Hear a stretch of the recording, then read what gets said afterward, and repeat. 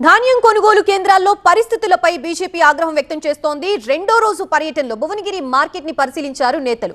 IKP centre కి పంట తెచ్చి 40 రోజులైనా ఇప్పటికీ కొనుగోలు జరగడం లేదని రైతులు ఆవేదన వ్యక్తం చేస్తున్నారు. ధాన్యం ట్రాన్స్పోర్ట్ కి లారీలు కూడా లేవని రైతులు అంటున్నారు.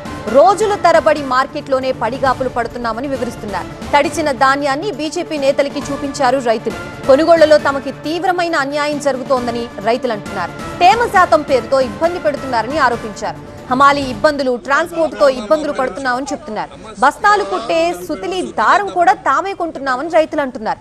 పొలంలో పనులు చేసుకోవాలా లేక ధాన్యం కొనుగోలు కేంద్రాల్లో కాపలా కాసుకుంటూ పడిగాపులు పడాలా అని రైతులు ప్రశ్నిస్తున్నారు. దీంతో ఐకేపీ సెంటర్ ఇన్ఛార్జ్ ని పిలిచి బీజేపీ నేతలు మాట్లాడారు. కొనుగోళ్లలో ఇంత నిర్లక్ష్యంగా వ్యవహరిస్తే ఎలాగని నేతలు సూటిగా ప్రశ్నించారు.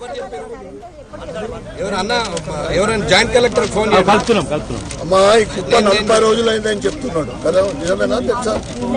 40 రోజుల నుంచి కుక్క